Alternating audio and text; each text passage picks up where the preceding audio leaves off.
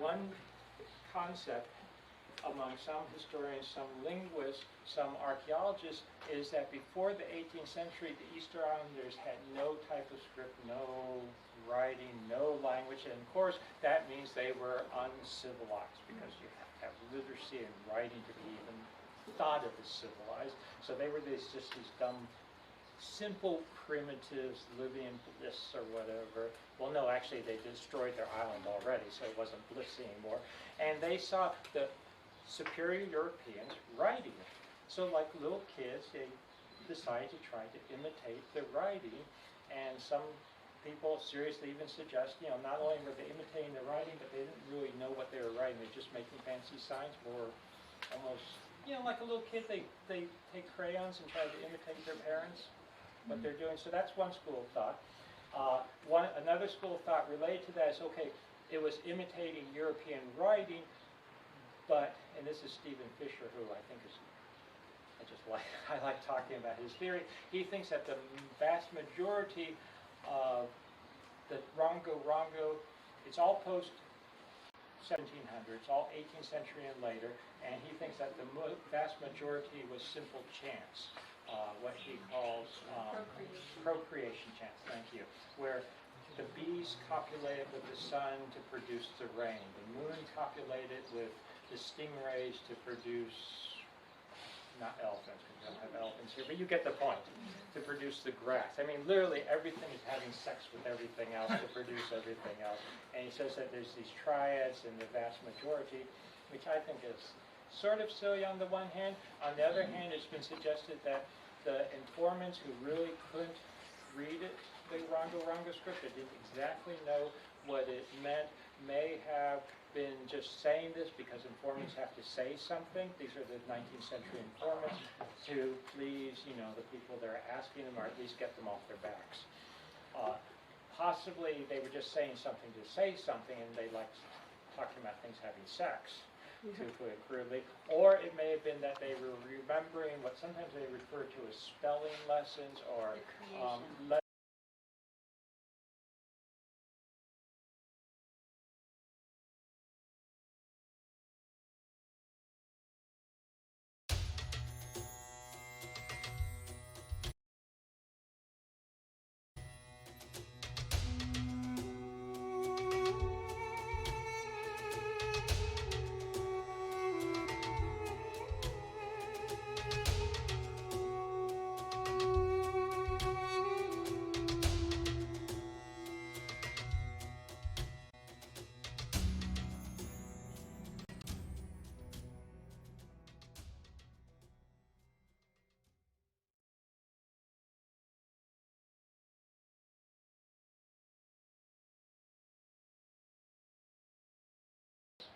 what they're doing. So that's one school of thought.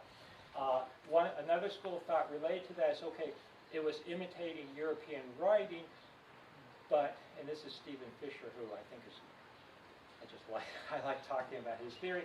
He thinks that the vast majority of the Rongo, it's all post 1700s, all 18th century and later, and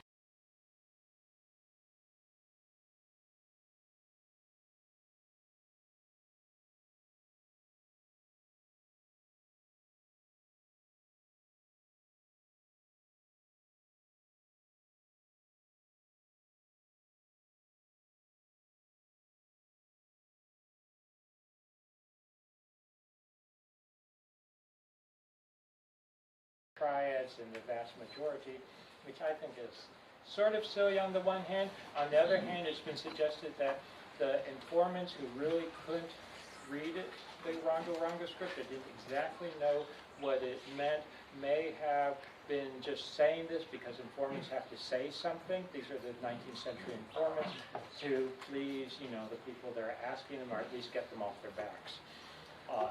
Possibly they were just saying something to say something, and they liked talking about things having sex, to put it crudely. Or it may have been that they were remembering what sometimes they refer to as spelling lessons, or creation lessons. So, to make such and such a hieroglyph, you take this hieroglyph, combine it with this hieroglyph to form another hieroglyph.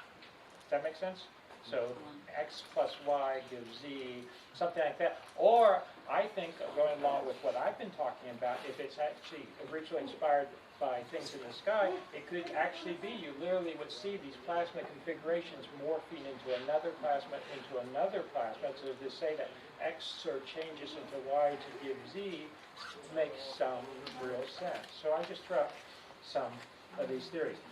Getting back to the two schools, some think it's only 18th century, doesn't go back further than that. Other, even conventional archaeologists who I've read or spoken to, do in fact say that yes, the Rongo goes back much, much earlier. But then the question is, do you find that Rongo elsewhere? That's something we can talk about. There's been suggestions of Indus Valley.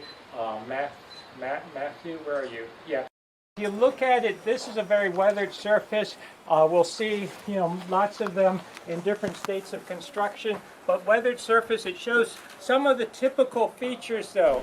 This is a relatively small one. Notice that the head had broken off on this one. It's been cemented back together. What's up, Aaron? How you doing, my man? Down, like I said, it's got the classic arms. How you doing, homie? Hands, the fingers are here, sort of holding and framing the belly. I'm still playing around the mic, button. seeing what and works also, best. I want you to walk around this, and on the back What of angle this one works in best. particular, It's doing from all a right for now. geologic point of view, Maybe I should have it like down. It contains fragments Doing of good? rock That's good, in man. it, because essentially you think of this as being ejected from a volcano and then coming down. Yeah, buddy, You see all the different fragments?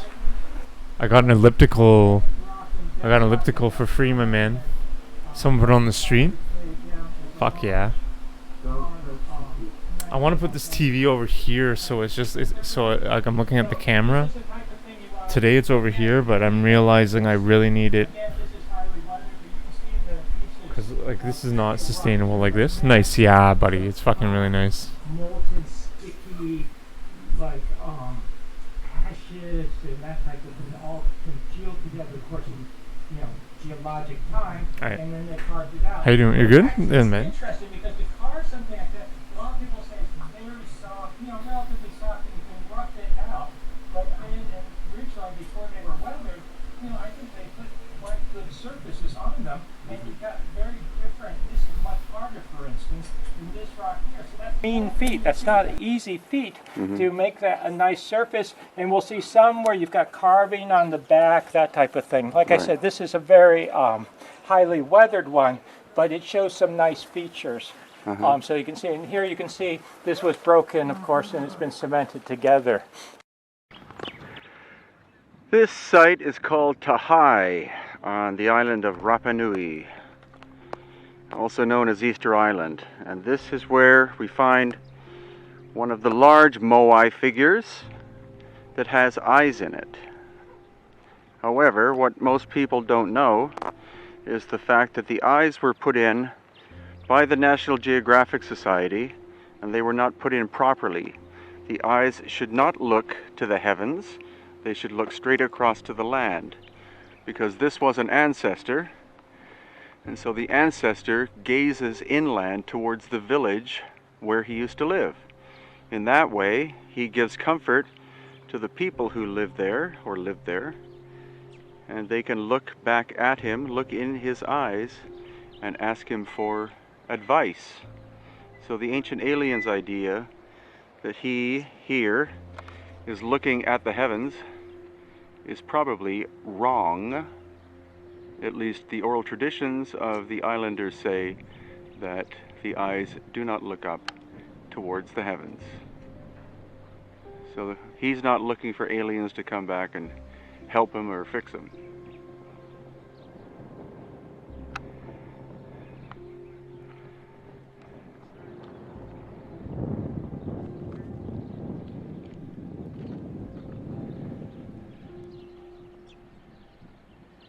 And this building is intriguing because it's so low and so well densely packed. Is it simply a meditation chamber, or is it possible that these were built to avoid catastrophes of some kind occurring? Part of the theory we're exploring with Dr. Robert Schock. But the thing is that this ahu, or where this moai is, you can clearly see that its head is cocked back, and the angle of the eye orbit would make it naturally look upwards, not straight at the village, but up to the sky. So possibly what this is representing, and Robert Schock has corroborated that, is the fact that maybe some of these were put into position with the eye looking upwards and with the head cocked back, looking as a protective being or entity to stop the possibility of another one of these cataclysmic events coming from the sun, as has been more or less shown happened 12,000 years ago. So that's a little bit of an insight that we worked out today, as far as I can tell.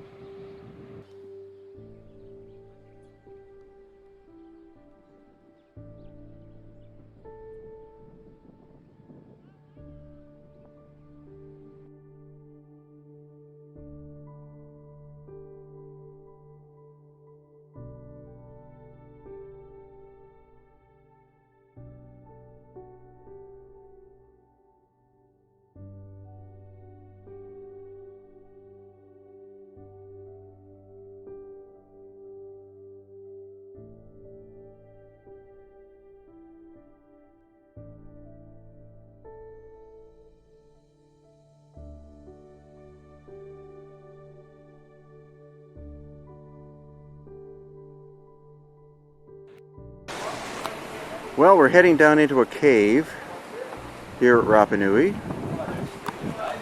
aka Easter Island, and this has ancient cave drawings. So, I've never been here, so this should be a lot of fun for me, whoa, and for you as well. We got a seance going on in here. Oh, wow.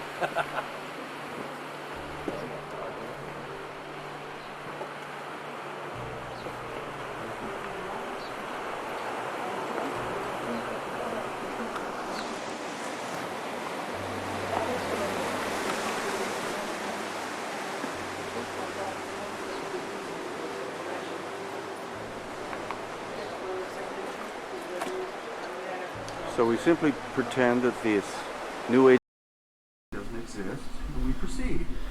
It's a bleak outlook, my man. I mean, I hope you're... I think it's understanding that the government and all that shit, they only have so much power over us and how we live our lives, right? And it's... Yeah, obviously I'm not naive to the fact that we need their support for us to survive, and like, so we're not slaves for our entire lives. I'm not naive to it, but I don't know. There's a point where even if there's like, there's a threshold in life, right? There's a barrier between them affecting me and them not affecting me. Me, I've been affected the last 6 months, but now it's like I'm gonna just choose them not to affect me. Ideally, hopefully. Obviously, easier said than done, but. And I'm going to be complaining every stream. But yeah, man, just keep going, my man. Just enjoy life, buddy. Enjoy life. Life is so beautiful. So many amazing, beautiful things in life. Just go out for a walk. You know, lifting weights makes me feel so good too. Helps my depression.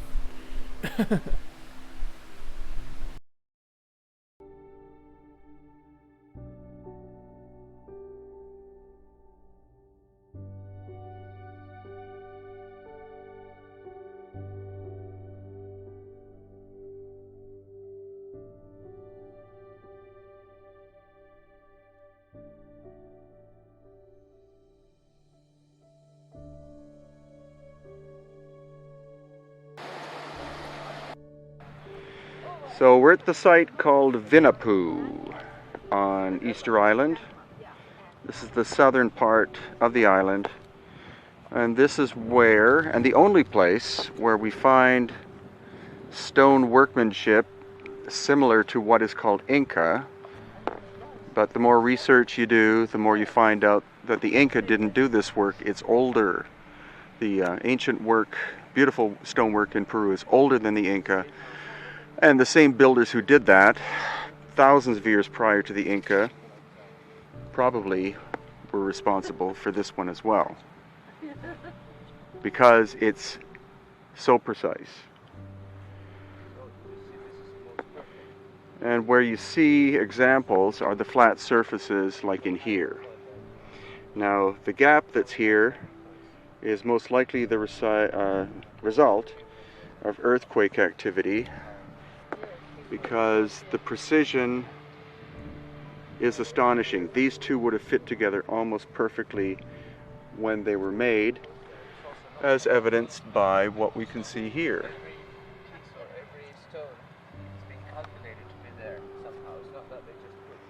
And so over the course of hundreds or thousands of years, either the descendants or other builders came and they made additions to this structure, but also quite possibly took parts of the structure down. This is the base of one of the moai, the big human figures. And these are two of the moai that have fallen, knocked down in the 19th century because the Christians who came here told the native people that these were evil, idolatrous images.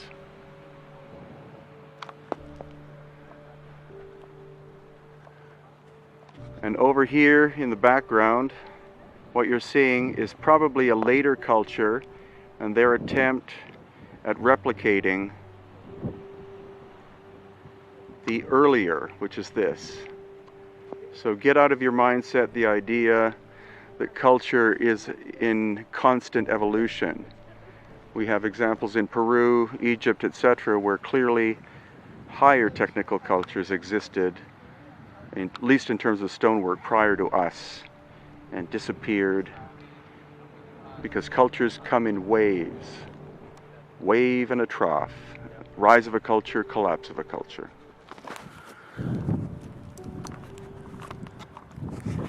So again, here on Rapa Nui, Easter Island, what we have is an example of a highly evolved culture capable of megalithic work, of great accuracy, that may have been here long before most of the ancestors of the present population.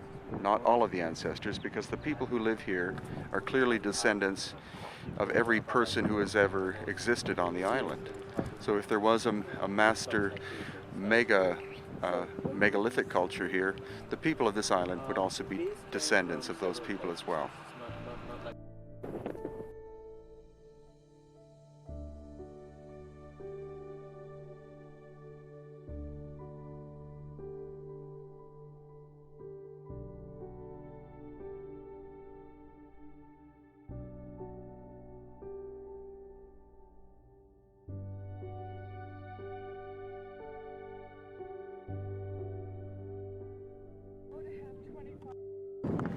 These are the three islands involved in the Birdman competition. Motu Kau Kau is the first, Motu Iti is the second, and Motu Nui is the third. Supposedly in the 16th century is when the Birdman competition began. The representatives of all the leading chiefs would be told to swim on a given day out to Motu Nui. From there, they would try to catch the egg of the sooty tern. The first one to do so and bring it back to the chief became called the Birdman, and his chief then became the ruler of the island for the following year. What's of very much intrigue at this place called Orongo on Easter Island, known as Rapa Nui to the people who live here, are these quite unique, densely packed buildings. Now what they're saying in general is that these were used for the Birdman competition, which occurs here, where you go down the side of this very steep face and swim out to the large island there, and if you're successful, then you are the first person to catch the egg of the sooty tern, which you bring back up on top of this cliff to your chief. If the chief then receives the egg and is the first to receive the egg, then he becomes the chief of the island for the next year. And this process is what replaced the earlier leaders, who are depicted as the moai, the big human-like stone statues.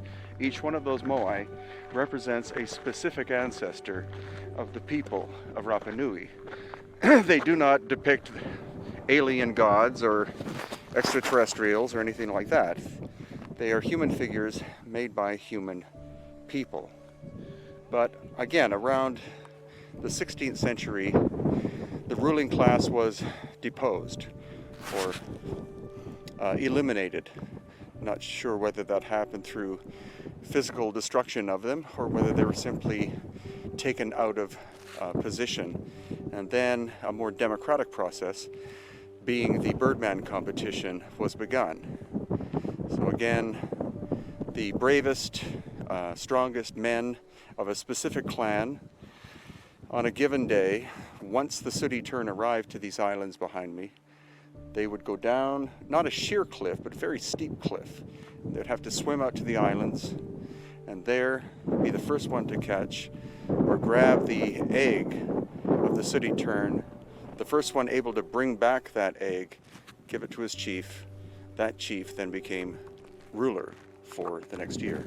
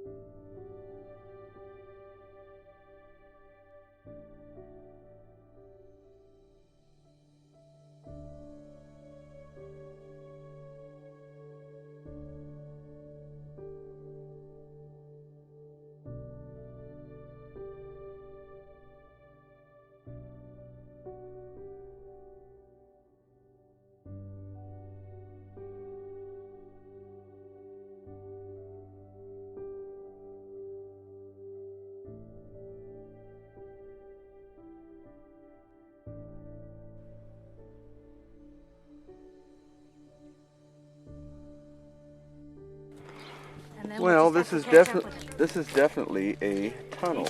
Or not a tunnel, it's a cave. Yeah, definitely. But you have to hold on to the tree. This is a cave on the island of Rapa Nui,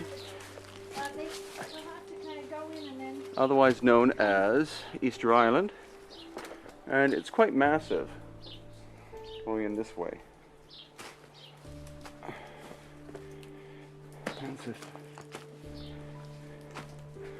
So this clearly could have been a place of not only habitation, but also of refuge.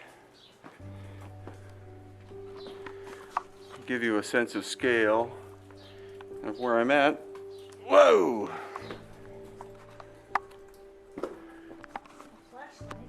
Not really. It's There's water dripping. But, wow. Actually, we wouldn't need a flashlight because it looks like there could be a tunnel down here at the bottom.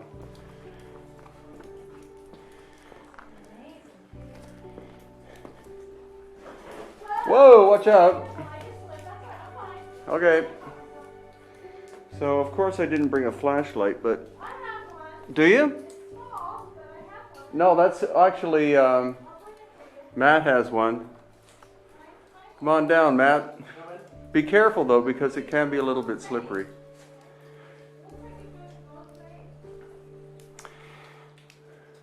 But this is inland, a couple of miles from the ocean. Actually, Matt, if you come right down here, where I'm at, we'll see if it's covered up or if it's a dead end. It's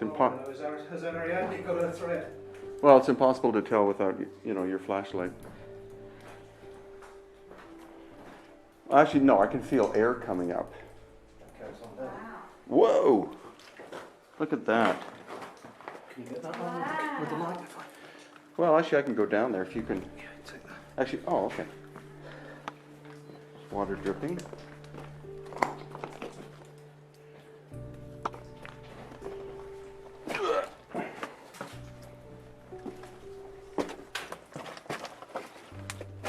Oh God, it keeps going. At that point, you're on your hands and knees. Probably not too Wow. great of an idea. Oh, there's a pool of water in there. Is that? Yeah. Cool. Wow, like it's a natural spring. Well, or just the water coming down from here. But here, I'll give you the flashlight if you want to come down. No, you can see the water trickling as it's going down to fill the pool. But if you get on your hands and knees, you could go deeper, you know, quite a bit deeper. Quite cool. More ways than one. Wow.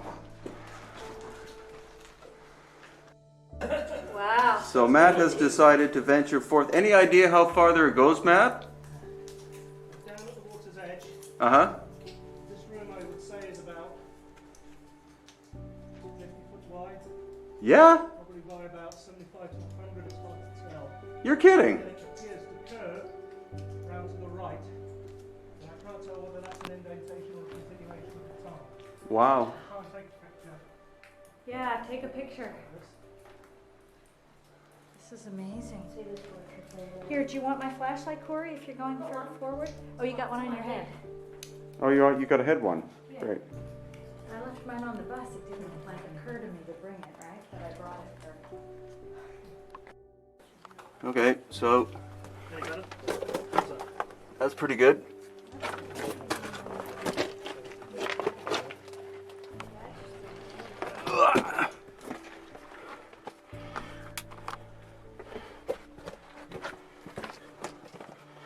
The torch is actually very good.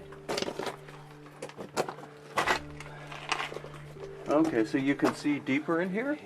Yeah, it's this way. Whoa! Oh, actually, can you... Yeah, over to the right? Yeah, actually, well, yeah, over that way. That's where I can't tell whether that's a niche or if it curves on round. Yeah. Fortunately, it's pitch black, or it's so dark in I'm here. gonna see if I can get more batteries because this light is really. I can't see anything. Glasses are sticking up for it. Very cool.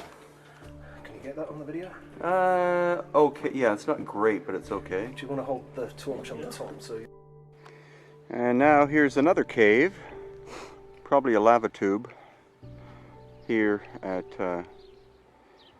on Rapa Nui, Easter Island. Heading down, obviously this wall has been built on purpose in ancient times because this obviously is a sacred place. So let's see what we find as we proceed down. Dead horses or cattle so far.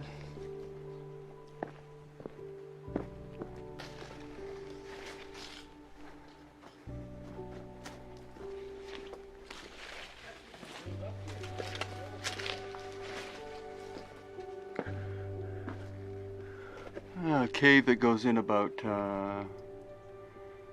so far, looks like about 30, 40 feet, but that's not the one we're looking for. We're looking for this one.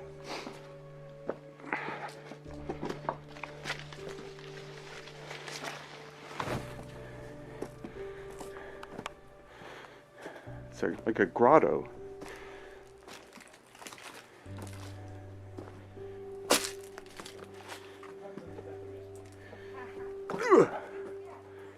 Wow, that's quite impressive, but not as impressive as the one we were just in that has all the water in it. Anyway, this wall was obviously built by the ancient Rapa Nui people. Here, I'm going to pause it to take some stills, but I will continue. Stay with the adventure. Okay, so here's looking back at the entrance, and again the wall.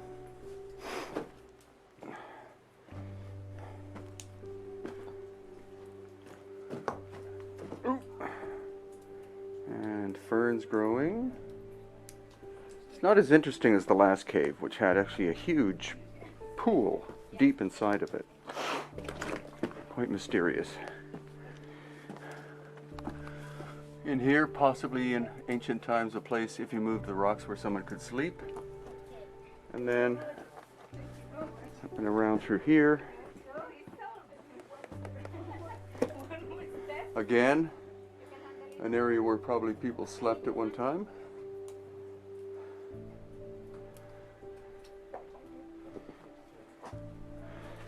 So, most likely a lava tube or giant air pocket created when the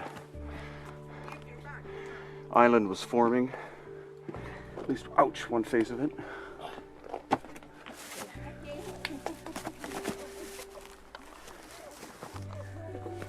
And up. Put the camera so you see me coming up.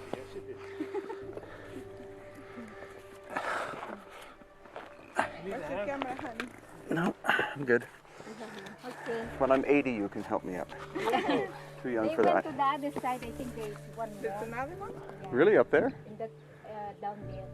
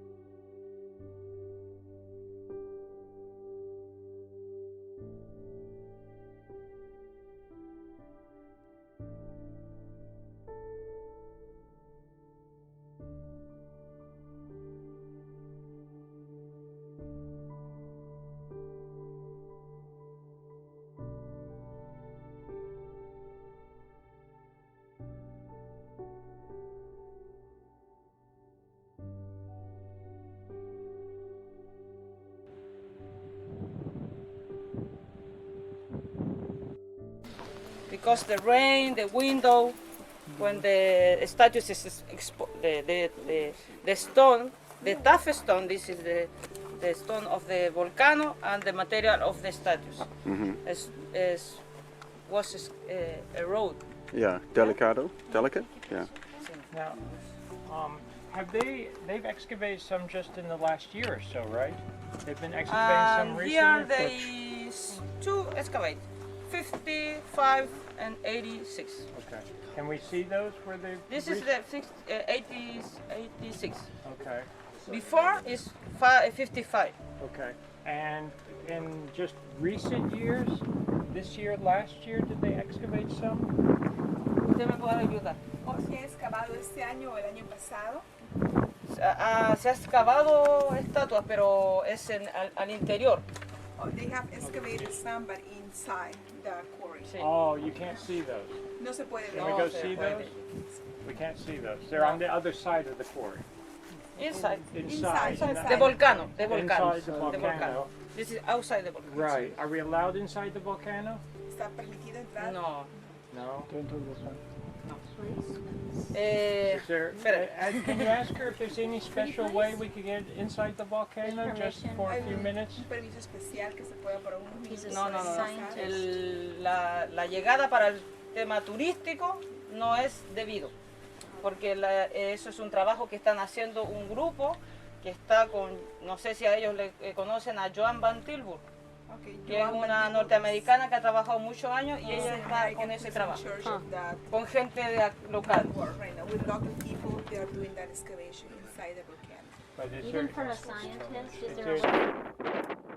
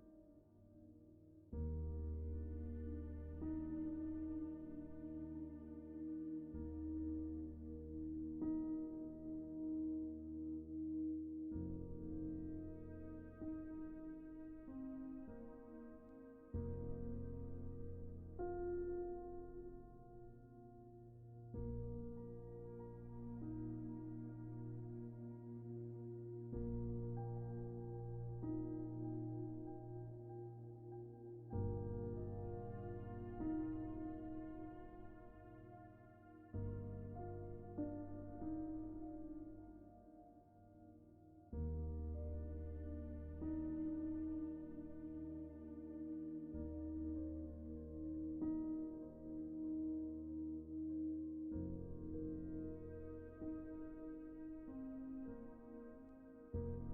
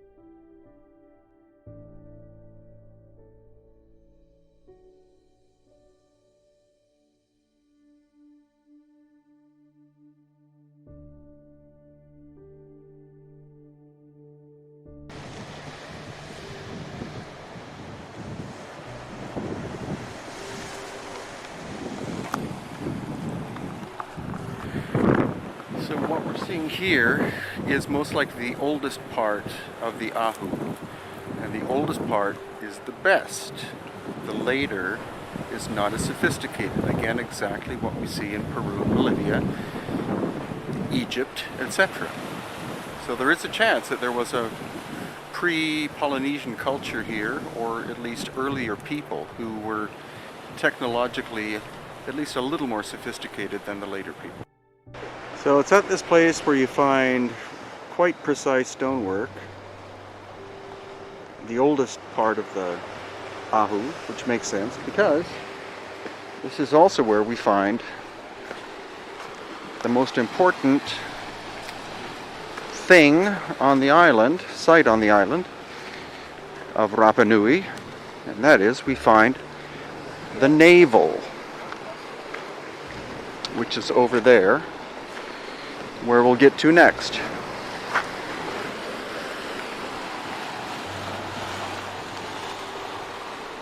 And in fact, we can go down via the ocean to it.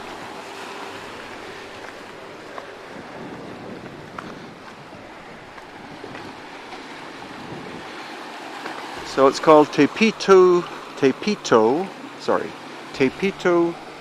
Otehenawa, which in fact means the navel of the land, not the navel of the earth. And it is a small circle with a central stone.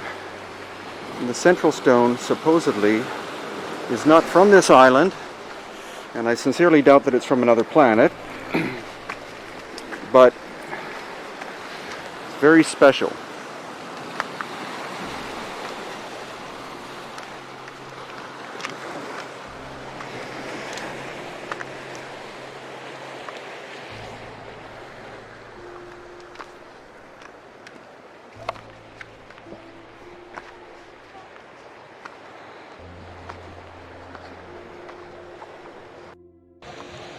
So it's good to make an offering first of water or something, and then approach.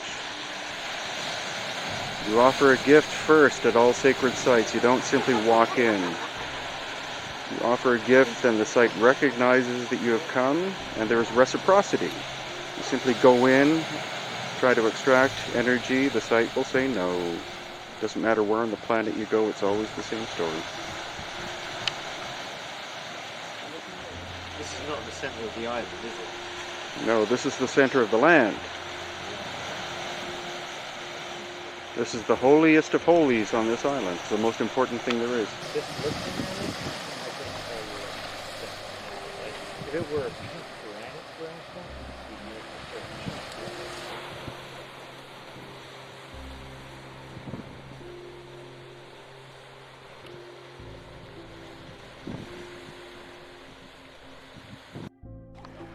This, I was told, is the oldest of the moai on Rapa Nui, Easter Island. Located at Anakena Beach, which is the only sandy beach on the island. And this is where Hotumatua, who was the first ruler, this is where his double-hull canoe landed. No one knows when, or no one definitively knows when. I've heard from local people that that was about 2,000 years ago, and Western scholars disagree. However, there is a large Ahu ceremonial platform here with 6 moai in different stages of decay. The stone is originally from the quarry, which is miles from here inside and outside of the crater called Rano Rarako.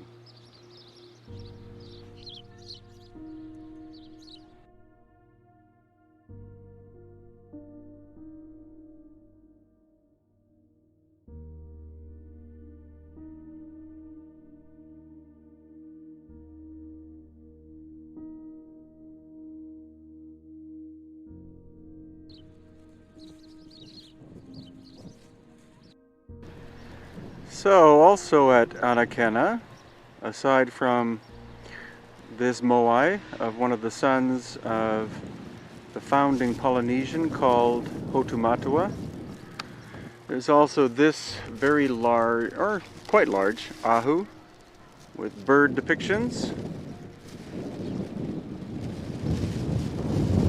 And 7 moai. You can see the head of one which has been recycled into the wall.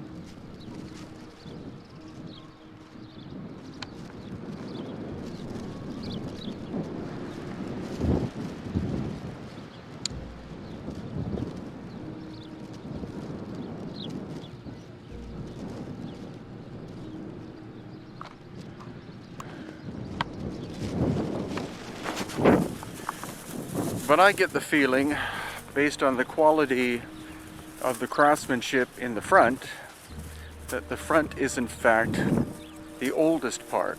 And so we're going to have a look at that right now.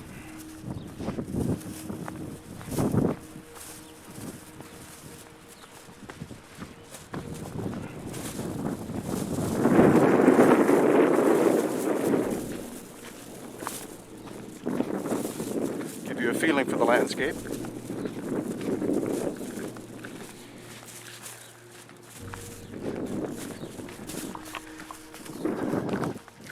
So as we go around, look not so much at the moai themselves, but look at the wall underneath it. Here's a moai that's fallen, and look at the curve of the lower wall, and even more importantly, have a look at this joint.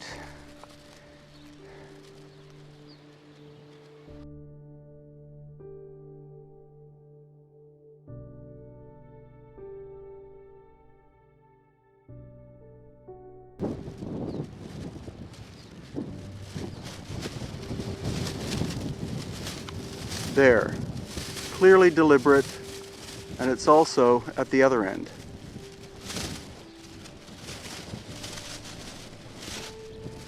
The red top knots represent the hair color of these first people.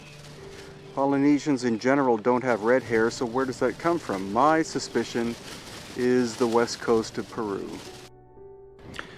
This is the ritual center of Tahai on Rapa Nui, Easter Island, with 5 re-erected moai done by the American, or I guess guided by the American archaeologist Malloy, I think in the 1950s.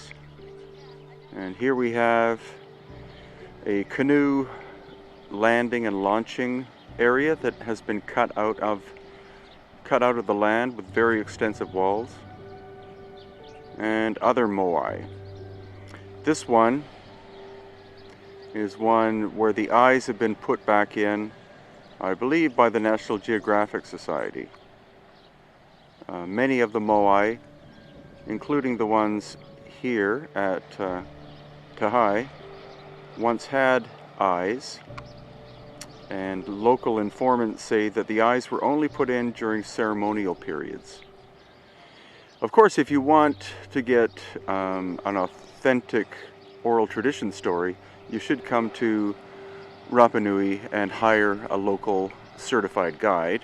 I'm just giving you the information as I have received it. I am in no way an expert on the island.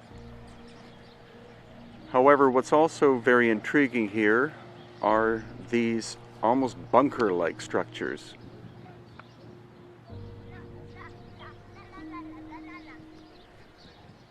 With very small openings.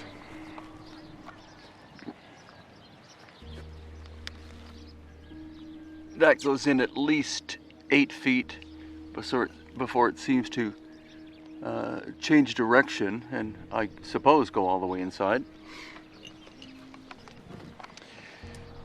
But it's not the only opening, there are other ones here too. The question is, what was the function of houses like this that are found here and at Orongo, which is another site on the island?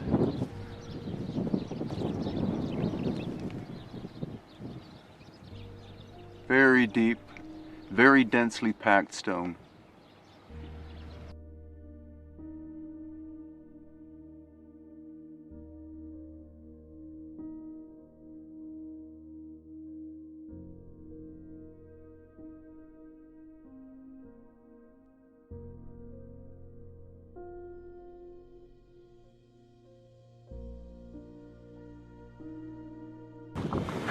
Now, were these ritual chambers or used during times of warfare to hide from enemies, or in order to be able to get away from a possible massive catastrophe, of natural catastrophe? Again, I would consult a local certified guide on Rapa Nui, but I would also read as much as possible.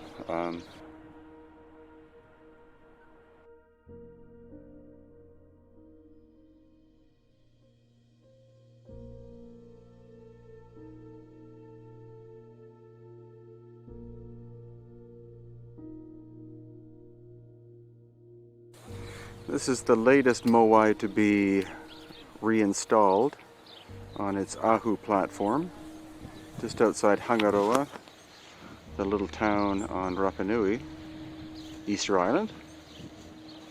But what's intriguing is just where I'm standing are seemingly more finely finished stone blocks of what could have been an ancient Ahu, and the workmanship is really quite good. You can see how these blocks were shaped.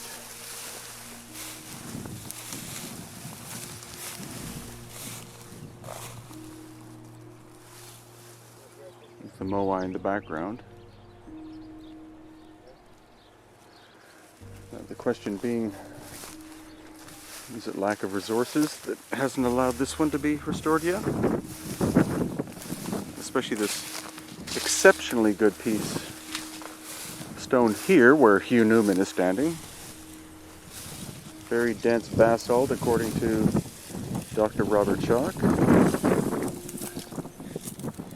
It's completely different to a lot of the other rock, really, isn't it? Like Oh, yeah. This isn't the volcanic stuff, is it? This is like what probably is volcanic, but it's much harder, more dense. Oh yeah, yeah.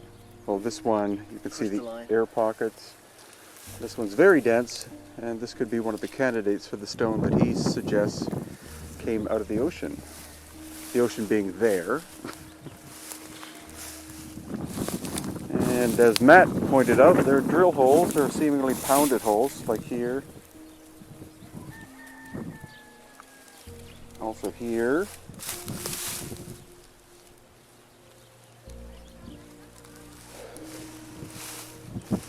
So in relation to other Ahu platforms that we've seen, these, if this follows the same pattern, then these were actually not lying flat, they were vertical. And for this expedition with Megalithomania, Hidden Inca Tours, this is our last stop before we get on a plane and head back to Lima, Peru.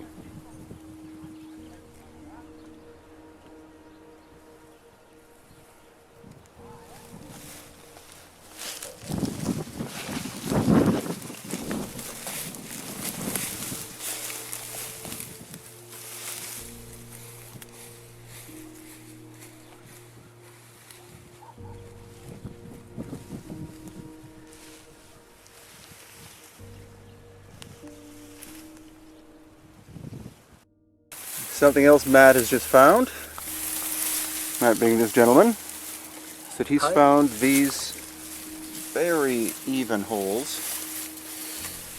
We don't know how deep they are, but there's that circular hole, this quite circular hole,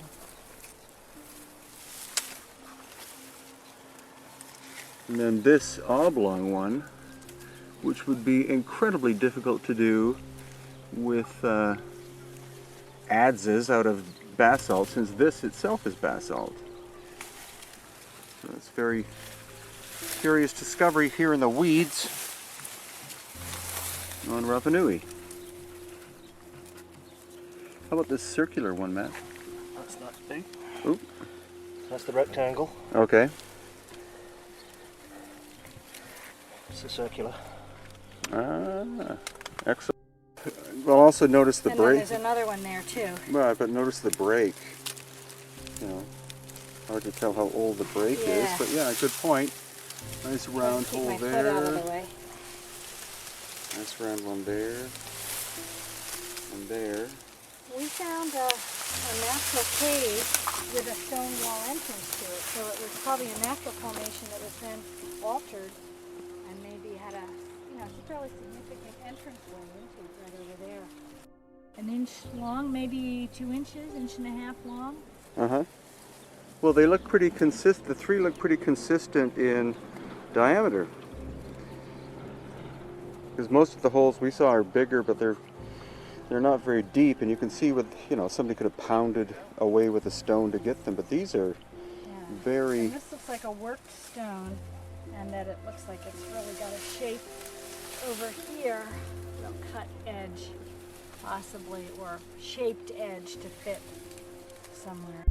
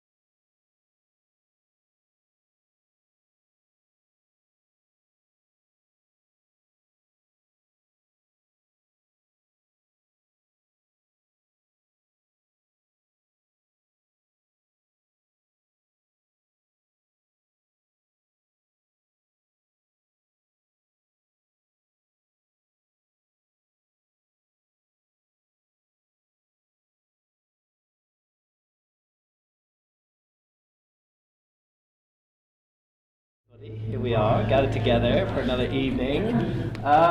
Okay, so this talk will see. This is not the Lost Civilization talk. Okay, I'm doing that in Gaziantep, the night before we go to Göbekli Tepe.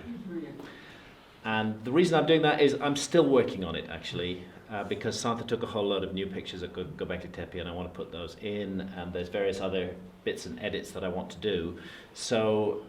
The talk I was going to give in Gaziantep, I'm going to give tonight, and it'll seem we're going to get into some challenging areas. Okay, we're going to get into some challenging areas. I don't know whether anybody here has particularly strong religious commitment to any one of the three monotheistic religions, but I'm going to be challenging some issues regarding Christianity, Judaism, and Islam. And we're going to talk a bit about psychedelics and altered states of consciousness and good and evil and parallel realms and the Garden of Eden. And it's just going to seem a little bit like a bit of a mishmash at first, but I hope as we get to the end of it to be able to bring it all together into a sort of finale. That everything, I promise you that in a certain way, everything is all connected in this talk. And in terms of my work, it touches on issues that I explored in Supernatural, and in the book that I wrote with Robert Bauval, The Master Game, which used to be called Talisman. The Master Game is simply a an updated version of Talisman, and my novel Entangled also touches on some of the issues raised in this talk. So there's a question that I think all of us have asked ourselves at some point or another. It's difficult to be alive without, and to be curious without wondering what happens when we die. It's a natural part of the human condition that we do all face death, and various suggestions are proposed. The mainstream religions, in one way or another, propose that we go to heaven or hell. In other words, that there's some immortal part of some part of ourselves that is not tied to the physical body, which goes on to some destiny beyond physical death. Others are of the opinion that we just meet and we just die, and there is no life after death. There's a whole range of proposals and theories that have been put forward by religions and by science. But I think the bottom line is, honestly, we just don't know. It's a mystery. At least most of us don't know, apart from this chap, Professor Richard Dawkins, formerly Professor of the Public Understanding of Science at Oxford University. What an Orwellian title he had. Something I finally met him when he came to Bath, and I popped up in the audience and tape recorded and asked him a rather embarrassing question, which is whether he would be willing to challenge his view of reality by taking a powerful psychedelic like dimethyltryptamine or ayahuasca, on the grounds that shamanistic peoples believe that these visionary plants give us access to other realities, and would he be willing to challenge his view of reality by exploring one of these shamanistic plants? And he's a skillful political operator, and he said, yeah, he would do it under the right medical supervision if he could be assured that it wasn't harmful to him. He found the idea interesting. He gave a very good answer, actually. And we've pressed him in various ways. Professor David Nutt in London, who used to be the government's chief advisor on drugs, but who was fired when he stated the scientific fact that cannabis is far less harmful than alcohol.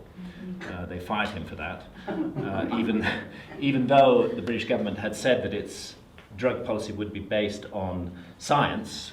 As soon as Professor David Nutt made his scientific statement about the relative harms of different drugs, we discovered that our government's drug policy was actually based on voodoo, because they fired him. Following Dawkins saying yes, David Nutt approached Dawkins and said, look, we'll give you psilocybin in a laboratory conditions, but so far it hasn't happened. And friends of mine in Brazil have also offered him 5 ayahuasca sessions, and so far it hasn't happened. We shall see. It would be very interesting. At any rate, here's the interviewer. How do you prepare for death in a world where there isn't a God? Talk about a leading question, And Dawkins replies, you prepare for it by facing up to the truth, which is that life is what we have, so we had better live life to the full while we have it. I can't disagree with that. I believe we should live life to the full. And then he says, because there is nothing after it. That's not a statement of scientific fact.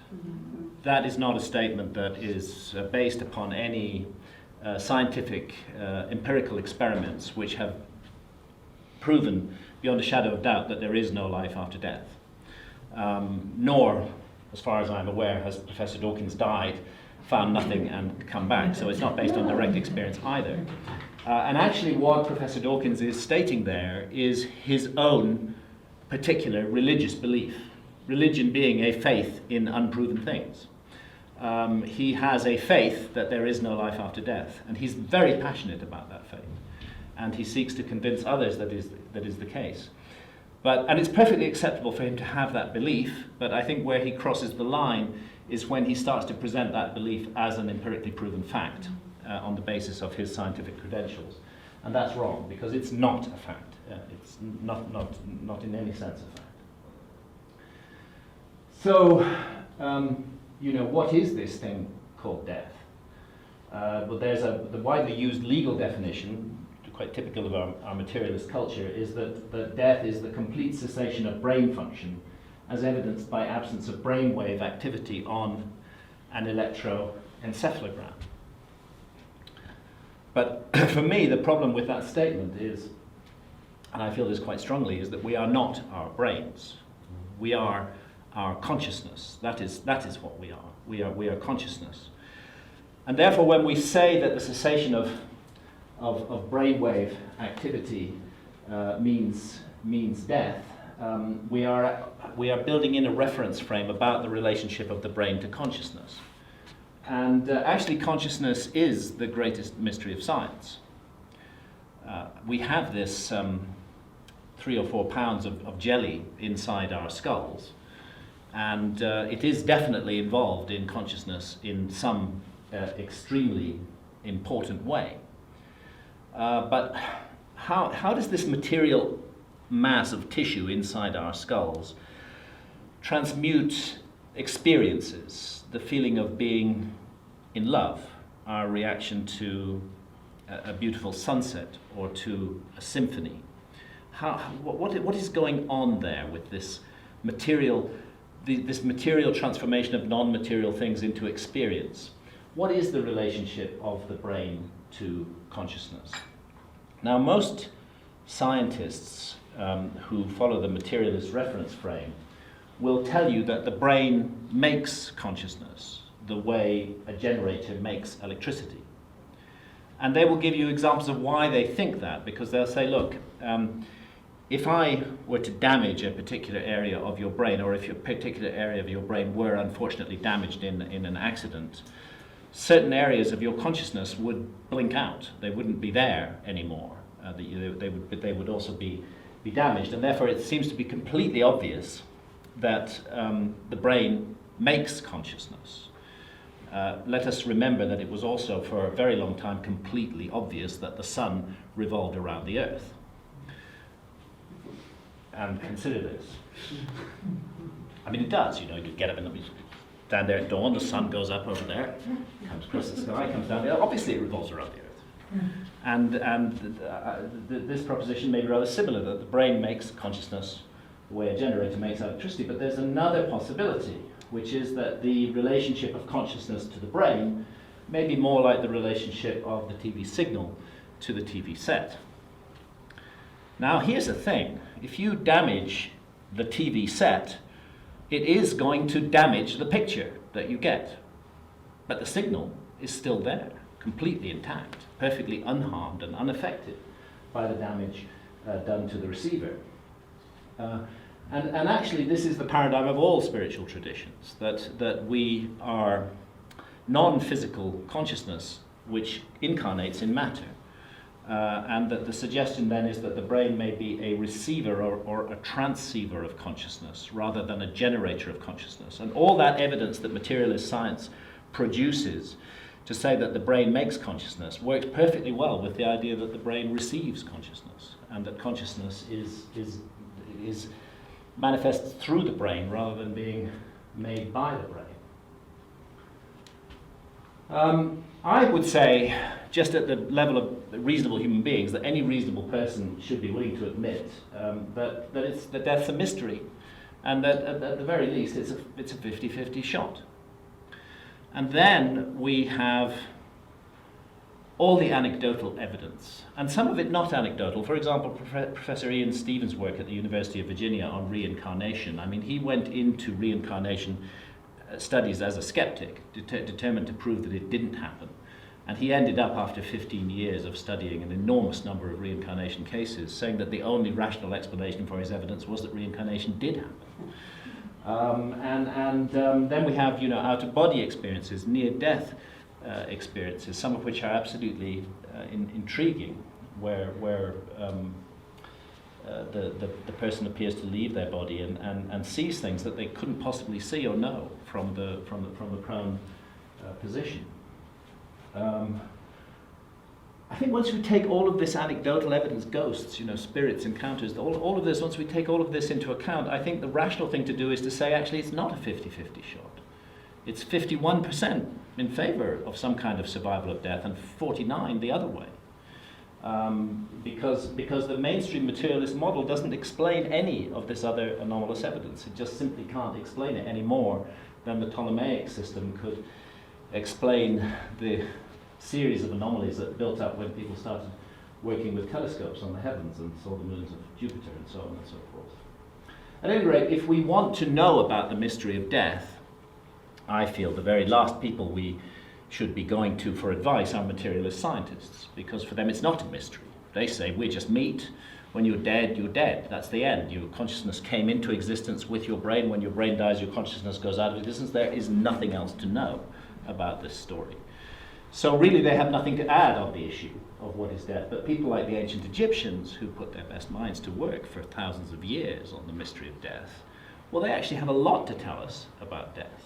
And if we want to know about this mystery that confronts us all, we would be wise to listen to what cultures like the ancient Egyptians have to say, and the ideas that they expressed in their transcendent art. And here we see the goddess Isis feeding immortal life to Pharaoh Seti I. This is in the temple of Seti I in Abydos. Now, again, the imagery is not producing too well, but on this wall, actually, I think we will go for the screen tomorrow, or not. Well, we won't be here tomorrow. We'll see what we find in Gaziantep. But again, I mean, here we see Isis hovering in the form of a kite over the erect phallus of Osiris, receiving the seed that will produce the divine child Horus. And here we see the initiate connected through the third eye to a star in the sky on the second shrine of Tutankhamun, and here the Ouroboros serpent consuming itself in the endless cycle of time, also from the shrine of Tutankhamun. Ancient Egyptian art is absolutely rich with meaning, and it bears close and careful study. Santa shot this as a double exposure, and what it shows is the Great Pyramid of Giza in the background, and in the foreground the pyramid, the tomb chamber of the Pyramid of Unas. And Unas was a pharaoh of the late 5th dynasty, some 150 to 200 years after the supposed 4th dynasty had created the pyramids of Giza. And what's interesting is that the pyramids of Giza are absolutely lacking in inscriptions. They're mute. They don't really say anything at all about what. There is some graffiti in the relieving chambers, which is itself quite controversial, but there are no inscriptions. But if you go to the pyramids of the 5th and 6th dynasties, you find a huge number of hieroglyphic inscriptions, and they're enormously detailed. They're carved on the walls. You see the stars on the ceiling, and you see the hieroglyphs on the walls. And the view that I have taken on this, and Robert Boval and I together did a great deal of work on this, is that perhaps the Great Pyramids are the hardware, and what is written on the walls of the later pyramids is the software, and that if we put the two together, the mute structures of the Great Pyramids and what is said in these texts, then we might begin to learn something about what is going on here. They're very beautiful, the so-called pyramid texts, beautifully inscribed on the walls of the chambers in the 5th and 6th dynasty pyramids. And they are the earliest surviving scriptures of ancient Egypt. Indeed, they're amongst the earliest surviving religious texts from anywhere in the world. And they're part of a body of spiritual knowledge which carried on through the whole 3,000-year story of ancient Egypt. So the pyramid, and we have good, well, arguably good English translations. The ancient Egyptian pyramid text. Then you have the coffin text, so called because the text is written inside the coffin of the deceased. You have the Book of the Dead, usually on papyrus scrolls buried with the mummy. The Book of what is in the Duat, an extremely interesting text. They're all part of the same system of ideas.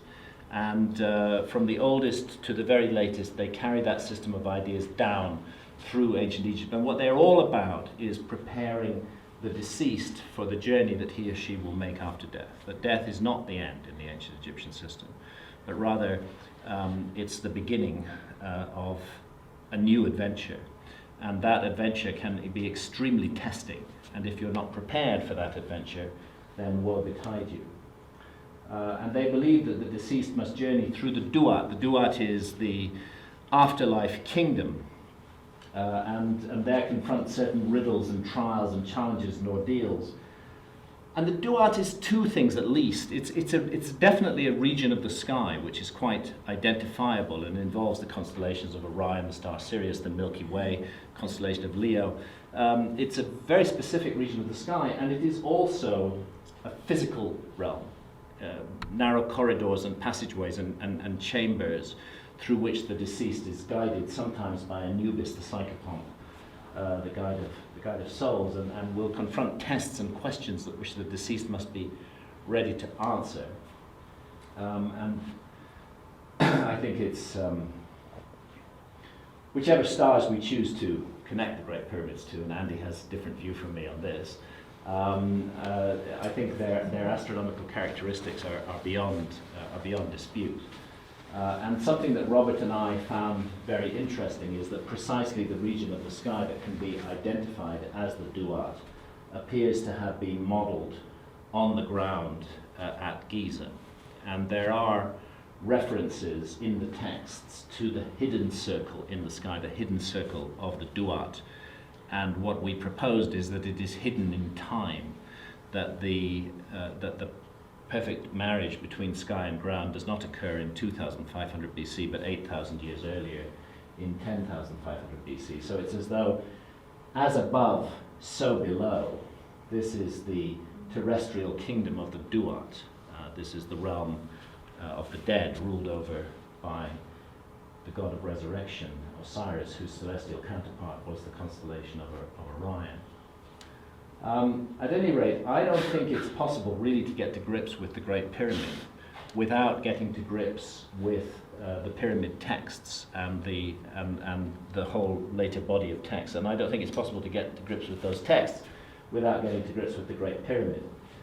And here's a side view of the Great Pyramid. This is the so-called subterranean chamber, which is about 100 feet vertically beneath the base of the pyramid. The descending corridor, largely cut through bedrock, which leads down to the subterranean chamber. The ascending corridor that leads you up to the base of the Grand Gallery and to the junction that leads you on the horizontal corridor to the Queen's Chamber. The Grand Gallery itself, the King's Chamber, and the relieving chambers above the King's Chamber. And then there are these curious shafts which emanate from the Queen's Chamber and the King's Chamber. In the case of the King's Chamber shafts, they do actually exit on the outside of the pyramid. In the case of the Queen's Chamber shaft, they don't, and there's been this whole issue of robotic exploration of these shafts. I'm not going to go into that tonight. I may mention it in my other talk. So there we are in the subterranean chamber, 600 feet beneath the apex, 100 feet beneath the base of the Great Pyramid. And that's how it looks today, very nicely cleaned up. But this is how it looked in the early 1900s. When it was a much more spooky and worrying and mysterious place, and not the kind of place in which you would want to get marooned alone in total darkness. Actually, Santa and I have been marooned alone in total darkness in the subterranean chamber. It's quite a challenge to stay there, especially when you remember that Egypt is an earthquake zone, and you are sitting under 6 million tons of pyramid and connected to the surface by a 3 foot high, 3 feet 5 inches high and wide shaft. And the mind turns to the prospect of an earthquake and that shaft cracking, and also the darkness. And out of the darkness begin to loom visions and shapes and patterns, and you discover that whatever else the Great Pyramid is, it is an instrument that works upon consciousness. And actually, we can see that today, even with the whole system of ancient Egypt in ruins. Millions, well, not so many millions today with the problems in Egypt, but people for centuries have been drawn to the Great Pyramid. And many have returned transformed by their encounter with the Great Pyramid. So there's something very special going on here. As you come up the descending corridor, you find this gap in the wall, and that leads into the so-called well shaft, which actually connects with the base of the Grand Gallery. This is the descending corridor carved in large part out of solid rock. And then as we continue up past the junction, we go up the ascending corridor. You can see the kind of thing that you're into here, very narrow corridors and passageways, lit today. But you have to imagine what this would be like in total darkness. There's the junction to the horizontal corridor and the Grand Gallery. And again, this step that leads down into the Queen's Chamber, those shafts in the wall of the of the Queen's Chamber, south and north. And there's the Grand Gallery today, 153 feet long, 28 feet high, quite a remarkable construction really. Not so scary when the lights are on, but again, to get a sense of what it was like, this ascent into sort of Stygian gloom, it is worth looking at how it looked 100 years ago or so. And up at the top of it there is the antechamber that leads into the King's Chamber. And I do like this picture because it just does remind me how we're all passing through history, and the Great Pyramid does just stand there forever. And many of us have stood where that lady is standing, and centuries before and centuries after, people will continue to do so and will continue to be puzzled and amazed by this astonishing structure. There's the King's Chamber itself. These words, King's Chamber, Queen's Chamber, they have absolutely no reference to any known facts. They're just what they're called today, but we don't know what they were called in ancient times. Perfect 2x1 rectangle, granite blocks brought from Aswan, 100 of them, 9 50-ton granite blocks in the ceiling.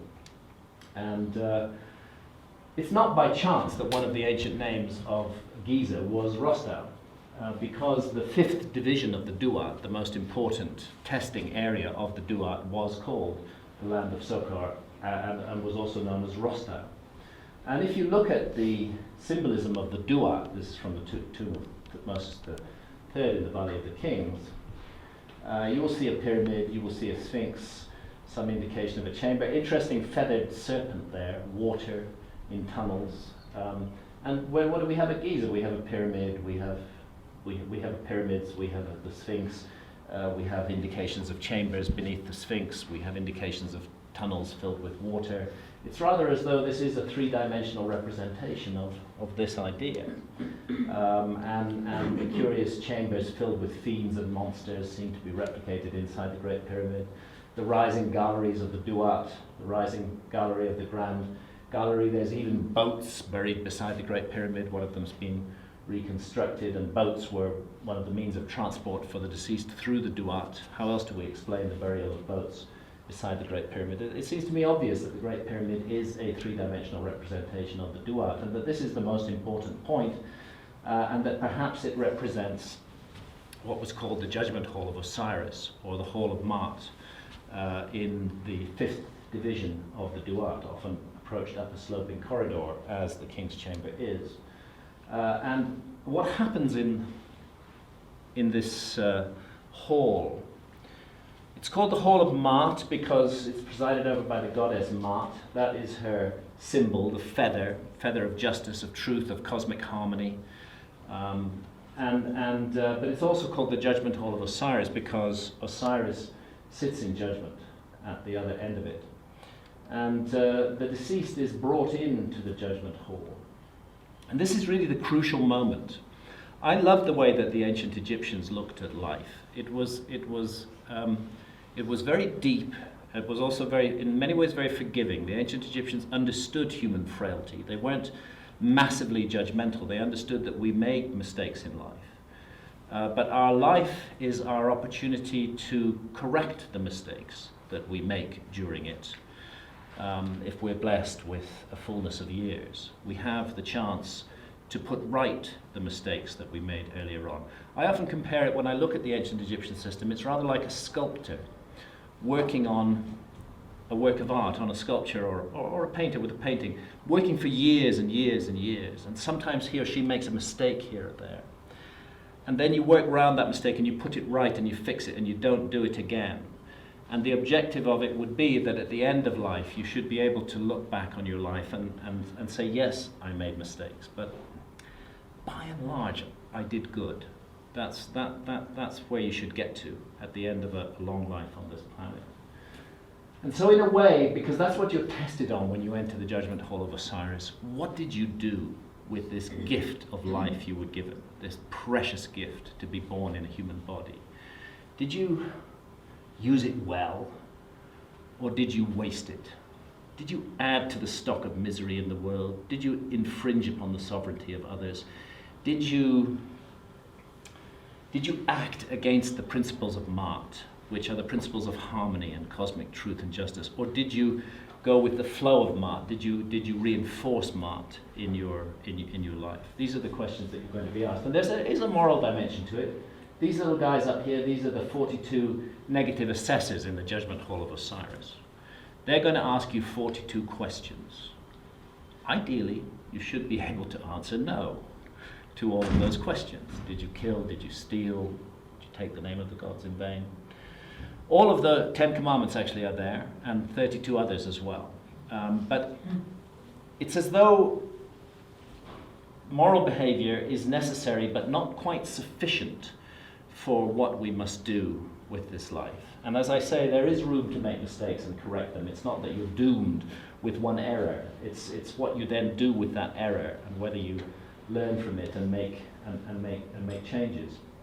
Here sits Osiris in judgment. Of course, here are the scales, by the way, the most important issue. There is the feather of Ma'at, and there is your soul. This symbolizes the soul of the deceased. And your soul is being weighed in the scales against the feather of Ma'at. You do not want your soul to be heavy with sin. You want it to balance out with Ma'at, with cosmic justice, truth, harmony. Here we have the god Thoth, who's going to write the verdict, the god of wisdom. He's going to write the verdict on his tablet. Here we have Amit, the eater of the dead. He is part hippo, part lion, part hyena.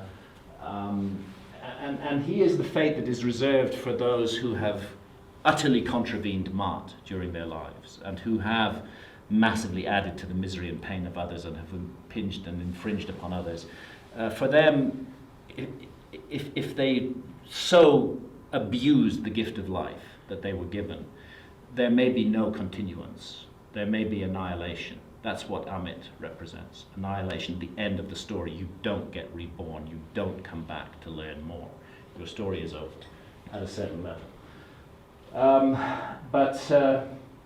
As I say, the system is forgiving, and you have to be a pretty bad person to get digested by Amit.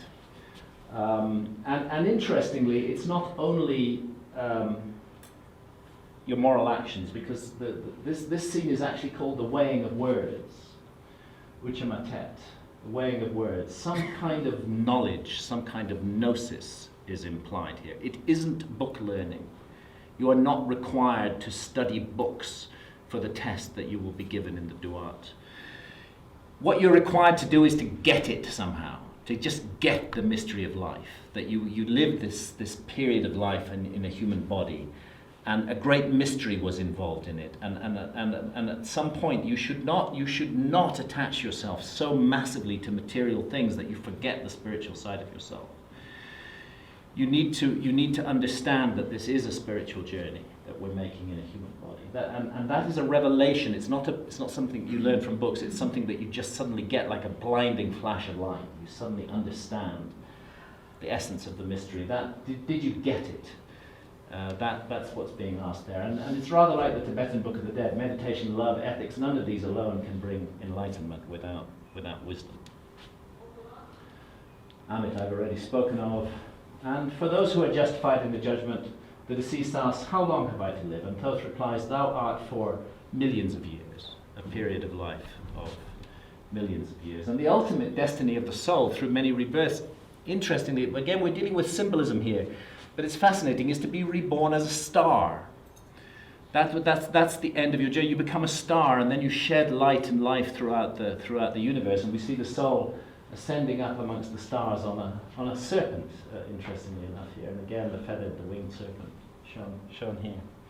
So there's a Gnostic idea in the ancient Egyptian system, and we would be mistaken to imagine that the ancient Egyptians, in pursuing the mystery of life after death, were simply engaging in an intellectual exercise. They were undoubtedly engaging in altered states of consciousness, which may have been brought on by a variety of different techniques. Be alone in the Great Pyramid long enough and you will go into an altered state of consciousness, believe me. But if you've taken some blue water lily, it might help. And blue water lily appears everywhere in ancient Egyptian imagery. And it is a hallucinogen, as Professor William Emden has demonstrated in his study of visionary plants. And also of interest is this.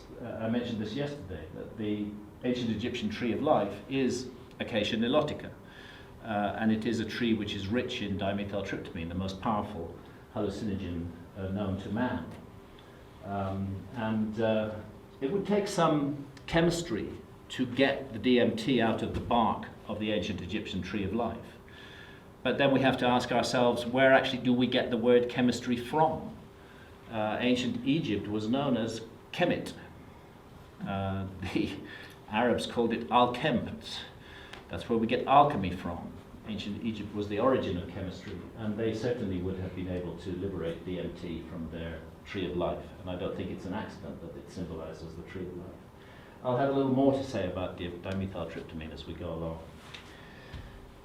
A couple of systems of ideas came down from ancient Egypt at the death of ancient Egypt. And the death of ancient Egypt was brought about by a fanatical faction of Christianity combined with the power of Rome. That's what killed Egypt. Greece did not kill Egypt. The Persians did not kill Egypt. As a matter of fact, yes, the Greeks colonized Egypt, but the Egyptians colonized the minds of the Greeks. And the Greeks became more Egyptian than the Egyptians. The Romans too at first were tolerant masters. But when an extreme literalist faction of Christianity promised Constantine that they would be able to save his soul after he'd boiled his wife alive in a bath, he adopted their version of Christianity, which became Roman Catholicism, and that was the death of ancient Egypt. That was what destroyed the ancient Egyptian system. The last temples were still functioning up to about the 400s after Christ, and then they were decommissioned. During this period, two groups of very interesting texts emerged from ancient Egypt. One were the Hermetic texts. Hermes is the Greek form of the ancient Egyptian wisdom god Thoth, and the other was the Gnostic texts. And they have a great deal in common and some differences, but to cut a long story short, what I would say both the Gnostic and the Hermetic texts are doing is they're carrying forward the ancient Egyptian system of ideas into a new world, and they're expressing it in the language of the times, in Greek and Latin. And so souls have at stake in this life their hope of eternity in the life to come. A man's duty is not to acquiesce in his merely human state, but rather in the strength of his contemplation of things divine, to scorn and despise that mortal part which has been attached to him, because it was needful that he should keep and tend the lower earth. The Gnostic texts are much tougher than the Hermetic texts. The Gnostic texts have a very stark vision that in the Gnostic system the material realm is wholly evil and the spiritual realm is completely separate from it. And it is a tragic cosmic accident that has resulted in the human predicament, that we are material creatures, but there is a divine spark within us. And the whole purpose of the Gnostic project was to liberate the divine spark in man, which meant liberating us from the chains of matter. So in summary, Gnosticism is ideas or coherent systems that are characterized by an absolutely negative view of the visible world and its creator, and the assumption of a divine spark in man, his inner self, which had become enclosed within the material body as a result of a tragic event in the pre-cosmic world from which it can only escape to its divine origins by means of the saving gnosis. Now, both Hermeticism and Gnosticism see reality in these starkly dualistic terms, dark and light, good and evil. The true God is the pleroma, the spiritual realm, and the world is the physical realm, and they don't intersect. They touch at the edge, but they don't intersect.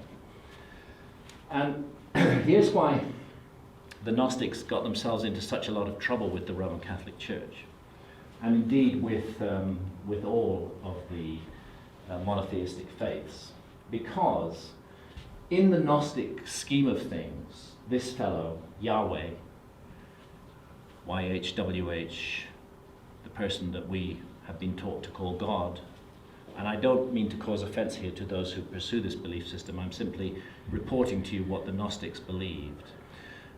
They said that this entity, this thing actually as they saw him, who called himself Yahweh, Jehovah, was not a god at all. They said he was a kind of demon who had hoodwinked mankind into believing that he was God.